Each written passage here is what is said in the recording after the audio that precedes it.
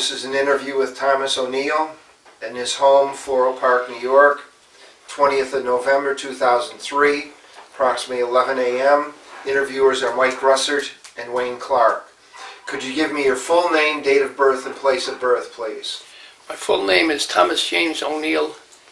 My birth date is April 1st, 1916. And what else? Where were you born? I was born in Brooklyn, New York, Spencer Street, in what is known as Bedford-Stuyvesant right now. Okay. What was your educational background prior to going into the service? I graduated high school. Okay. Do you remember where you were and your reaction when you heard about Pearl Harbor? I was home listening to the radio, and when I heard the reports coming from Pearl Harbor, I knew that it meant war. Mm-hmm. My brother, who was younger than I, came to me and asked me to, he was going to go in for me to stay home. And I told him no, I had already thought about it. Mm-hmm. So we went our separate ways, he to the Marine Corps and me to the Navy. Now your wife said you both went in on at the same time? Pretty much the same time, yeah. When did you go into service? January 42. 42. January Okay. 42. So you made your mind up right away. Why did you pick the Navy? Well, I had an uncle who I admired tremendously, and he was a sailor in peacetime. And he bought me a boy's sailor suit that met Navy specifications. It just wasn't a sailor suit. It was absolutely made by Navy specifications. And that sold me on a Navy, and when my time came, I chose the Navy. My brother chose the Marine Corps. Do you know why he picked the Marine Corps? Well, I don't know. I think my brother was always a rugged character, and I think he wanted the best of the action. Okay. Where did you go for your basic training? Newport, Rhode Island. Now, we interviewed someone recently that went there also. Did you have beds or hammocks? Hammocks. Hammocks. Right. Okay. Yep. Had to get up, and when Reveille broke, we had to get out of the bunks, take the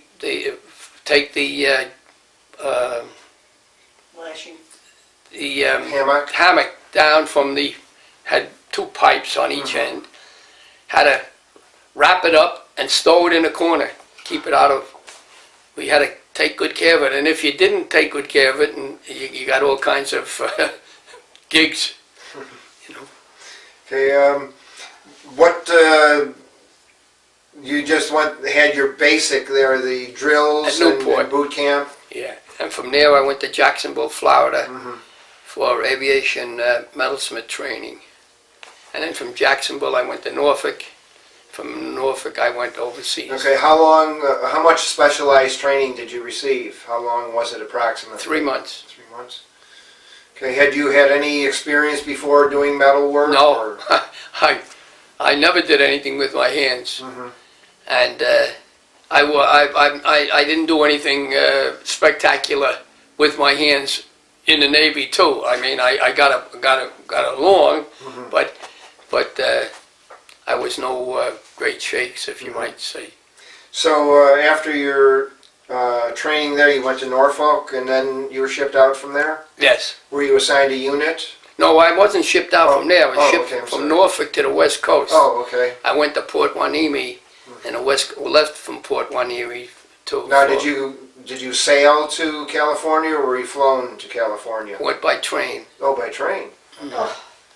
So were you assigned to a unit yet, or were you assigned when you reached California? I was assigned when I got to California. I was assigned to ARU Aviation Repair Unit with the outfit.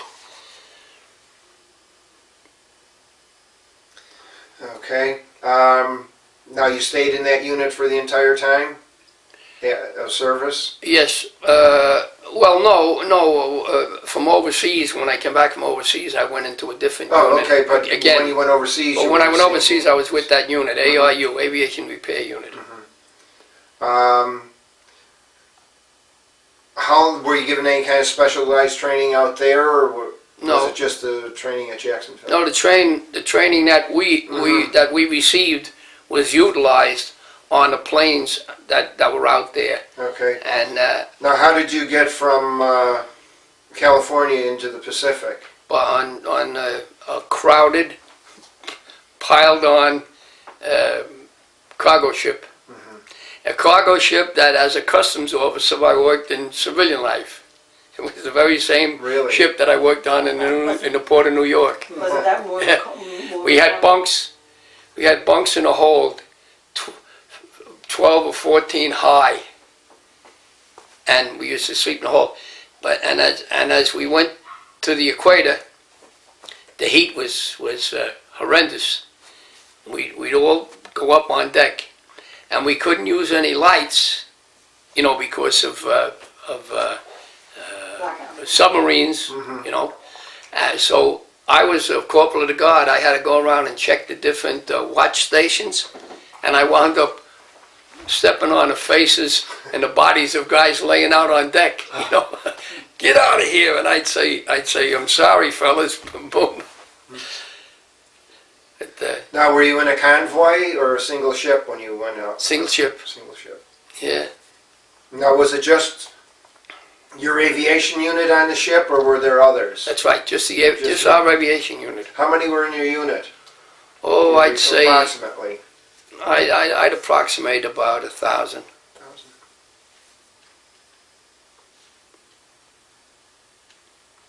Did you have any celebration when you went across the equator?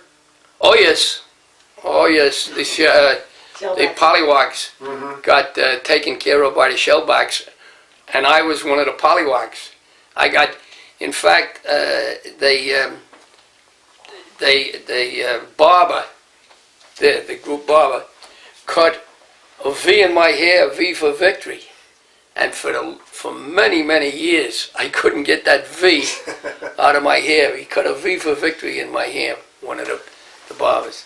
They'd whack you with paddles, and they'd hit you with buckets of water, and just a little bit of everything, Okay, where did you go in the Pacific? I went to Guadalcanal eventually, but New Caledonia, and then from there to Guadalcanal. And I was on Guadalcanal for 19 months, and then came back to the States, came back from my rehabilitation leave. Okay, how long, when were you assigned to Guadalcanal? How long after the battle? It was obviously secured, wasn't it, when you got there? Oh yes, it was secured. Guadalcanal was secured, and the only thing that I underwent was nighttime bombings by the Japanese planes from up the line. But the ground fighting and everything else was all finished. And all the naval battles in that area were all finished too. Then. Okay. What did you do as part of this Naval Aviation Repair Unit? Could you tell us your assignments and what kind of work I was you an did? aviation metalsmith, and my job mainly was to repair any metal damage done on a plane, which would be like bullet holes and things like that. We put patches on that and then riveted around the patch around the bullet hole, and or any wing. A lot of shrapnel would hit the wing and tear it, and we would have to replace that and put the planes back in action. And because of a metalsmith, I volunteered as a rear gunner, and I never made it, because the last person who will do anything on a plane is a metalsmith. You can't work on a plane while it's flying. You have to work on the ground. Whereas a radio man could be a gunner, and you know, there were other men on there that could be, but not the Metalsmiths. We tried, about a dozen of us tried 10, 15 times to make it as gunners, and never could make it. So. What was I going to mention? How many metalsmiths were in your unit? Oh, I'd have to guess now. I'd have to say maybe 75. Did you work on Marine Corps and naval planes, or Only the naval planes. only Navy? You didn't work on any of the Marine No. Corps planes at all? No. What kind of planes were they? Were they fighter planes? Or Yeah, fighter bombers? planes mostly. Uh-huh. The F-4Fs, the Grumman planes, Mhm. in most of the time we had out there. And Were some of these carrier-based planes, did they come in from the carriers, or did they have their own metalsmiths on board the ships? no, they would, we had no carrier-based planes. The planes were actually based Based on on- whatever island they were sent to. And in this particular case, I was on Guadalcanal. The planes come to Guadalcanal, and they operated from Guadalcanal. They took off, came back, and were worked on Did when you they have, weren't in the air. did you have any problems with tropical diseases like malaria or dengue Oh yeah, fever? yeah. I did not me personally, but we did. We had a lot of malaria cases. We had a lot of skin cases, Jungle rot or jungle rot and things of that sort. You know, but I never had any of that. And when the first night we hit Guadalcanal, my outfit, we went ashore, and nothing was sent ashore. No tents, no nothing. We slept on the edge of the beach, or the edge of the jungle. And the first time you could remember doing that, you know, that was real rugged. No cover, no nothing, just laying on the in the foliage or the grass, you know, and have chameleons crawling all over you. what about scorpions? Did you have a lot of those? No, we didn't have any. I don't remember any of them. But it was. Now, did you do any welding? It just was riveting pieces on the things? I was. My job was to patch up bullet holes, and what it was we would take a bullet hole would here from the inside. We'd get in as close as we could, and rivet on a back piece, and then come out here and rivet on a front piece, and that would cover the bullet hole. Did you have enough work to keep you busy? Oh yeah, there's plenty of work, plenty of it, because the Japs were very active in that area, coming over regularly. I remember I was on a plane, working on a plane at noontime, bright sunshine, and all of a sudden overcome about 100 of them, and they start hitting the island, dropping bombs and everything. So I took off, we dug foxholes into the ground, maybe 4 foot deep into the ground, about 4 foot square, had little benches in there, and I ran for my foxhole, and I made it, and here's a Jap coming down, he's strafing our area, coming right down at me, at least it looked that way, but I made the hole in time, and one guy was tripped and fell, and was laying on the ground, and a Jap was coming down with his guns wide open, and I reached in and pulled him in just in time to hear the bullets ricocheting off the coconut logs that we had to protect us, you know. It was an interesting setup when you can talk about it, you know. Now, what was the worst plane that you ever worked on, most damage on a plane? I I didn't have anything real bad. Okay. I got one plane, the wing edge got hit 3 times with anti-aircraft fire, and it tore all the wing, which we had to repair. But nothing of, I was not personally involved in anything of great consequence along those lines. You mentioned you worked with a newspaper. Well, when the fighting moved up the line, it went from island to island, and Guadalcanal later on then became almost a stateside base where all equipment and all manpower would come in there and then be refunneled out into the active areas. And things got kind of stateside, as it was. There wasn't that much action. And the skipper, I don't know where he got the information from to this day. The skipper called me up to his stateroom, and he asked me would I take over a newspaper, a local newspaper. Because I had done local work, newspaper work, and I said I would.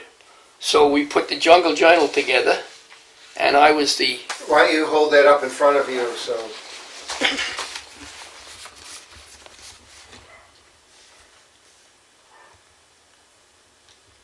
How long did you work on that newspaper? Well, for as long as I was out there, which was, I guess, about 22 months. Oh, for the entire time you were out there, then you worked on Well, that. not the entire time. There were months went by where we had nothing, and then there was, I'd say, maybe a year. Yeah, 2 years. Okay. So did they get a printing press there, and was it a printing press or a mimeograph It was machine? just a mimeograph. It was just mimeograph. And I didn't do the mimeograph, and somebody else did it. All I did was the writing. I did the writing, give it to one of the fellows. In fact, I have an interesting thing that you might want me to. I don't know what you Yes. but this book, the skipper, Commander Parr, called me up to his office and asked me would I write a pictorial history of the unit from its beginning on Guadalcanal till we went back to the States. He said to me, your name, not even mine, meaning him, the commander, nobody's name will be on it, so I want you to know that. I said, well, that's okay with me. So then it was sent to Pearl Harbor to be put in book form, and I left Guadalcanal for the States before it came out. And instead of sending it to my camp, they sent it home to me. And when I got home, I opened it, and believe it or not, the only name, not even the skipper's name, is my name on there, which I didn't expect. And I know I can picture what happened there. The fellow who put it together was a good buddy of mine. And he probably said, look, Tommy wrote this, his name's going to go on it. So he was the one who actually did what he wasn't supposed to do. And there it is, Now, how many copies of that book were made, do you know? Oh, well, everybody, they had to be paid for. So everybody who ordered them, I don't know how many, they weren't given out, free of charge. So it was like a subscription. If you paid for it ahead of time, you received it. Oh, okay. And a lot of fellas, a lot of my buddies did get it. I'll tell you why.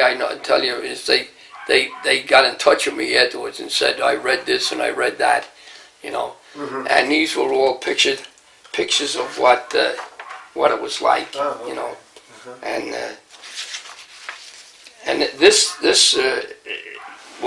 we had this softball team, and that was after all the warlike action left Guadalcanal and moved up the line, and we were almost like stateside after a while. So we had this softball team on which I played. Oh, Played are third you in base. that picture? I played third base on Show, that team. point yourself out in the, whoop. I'm right there in the, Okay, got it. All right. Now, you had mentioned earlier you ran into your brother while you were on Guadalcanal. Could you tell us about I that? ran into my brother, 3 cousins, and 3 fellas from my neighborhood. And her brother, Tommy, was a Marine pilot, sat down on Guadalcanal after I had left. He hadn't. So we had some great times together. It was, it's great in wartime to be with somebody from your family and from home. How long was your brother there? I'd say a month and a half, because he was in a combat outfit in the Marine Corps, and they only hit an island and to regroup, make up with their casualties and all that sort of stuff, and then go to the next island, because he was island hopping out there. And your brother-in-law, how long was he there? You say he was a flyer? Oh yeah, he was out there. Well, I don't know exactly. Do you know, Peg? He wasn't on Guadalcanal, he was in Peleliu. No, He had a but I stop. mean the South Pacific. He was out there from July 44 until we were married in 45. He came back July 45. Okay, so you were on Guadalcanal 19 months. When did you leave Guadalcanal? Oh gosh, Approximately. Suck. you mean the date? September. You don't have to know the day, but like the month and year, do you remember? Oh, it's a little hazy doing Before the end of the war? Oh, by all means, yeah, Mhm. yeah. I was down in Jacksonville, Florida. Okay, why were you sent back there? Well, the Navy had a period of time for you to be out in a war zone, and then shipped you back. Okay. It wasn't a thing that I looked for, Yes, or anyone would look for, because you wouldn't get it, except the Navy decided that's the way to do it, that the men, the people should be out there so much of the time, and then back to the States for What did you do when you were went back to Jacksonville? I did aviation Metalsmith work. There wasn't any bullet holes or anything, but if they cracked up a plane, or if they busted up a wing or something, we had to patch up the metal part of the plane. And I was never any good at it, I'll tell you that. And as a consequence, I wound up with. Then I wound up doing the newspaper in the, here in the Jungle Journal and at Florida. Oh, you also worked in a newspaper there? Yeah, That was in Banana River, Florida. yeah, Banana River, Florida. Ah, okay. When were you discharged from the service? 40, right before we got married, right? After 45, October 45. October 45. Now, would you show us the photograph of yourself first over there? And you can just hold it up in front of you. When was that taken? Oh, no, I don't remember either. It was taken. At the end of service or No, the it beginning? was it was the beginning of service. Mhm. I think this was taken in Jacksonville, Florida. You already had had your rating Right. in your ribbons, so you must have been in for a while. Okay. And you have another photograph. I hope you know when that one was taken or we're in trouble. June 10th, 1945. Okay. Tell us about that. Well, Now, was this while you were on leave? Or? I was in Florida at the time, and a funny story attached to it is, I was telling her, I said, I will get in touch with you if there's anything that gets in the way of my coming up for our wedding. and nothing got in the way, but I sent word home. I sent her a telegram that I was coming up at such and such a time, and she almost died because she figured the telegram was telling me something about the wedding couldn't be held the same way with all the plans that she had made. So she almost went through the roof. Okay, you can set that down. After you left the service, did you make use of the GI Bill at all? No. Yes, you do. Oh. The house. When we got the GI loan. Oh, yeah, we got a GI loan. That's right. I thought you meant. I thought you were referring to schooling. Or Well, anything either like way. that. Yeah. No, we got the GI loan for repairs on the house. You know. Did you ever use the 5220 club? No. No, not at all. There's discharge from Long Beach out here. Long Beach where you were discharged in September, Yeah. October 45. So you were discharged from the West Coast? Right here on Long Island. No. Oh, Long yeah, Island. Long Oh, Island. okay, I Yeah. thought you meant Long Beach, Jones California. Beach. Long Beach. Long Beach. Okay, out here in Long Island. Yeah. Okay. Long Island.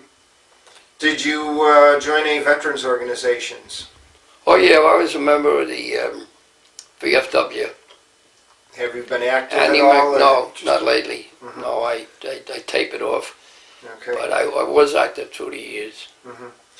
Do you remember where you were and if you had a reaction to the death of President Roosevelt? Oh, I'd have to think about that. I have no recollection of where I was or anything. Did you have a reaction to his death at all? Well, naturally, we felt sad. We felt, he was our president. He was also commander-in-chief. And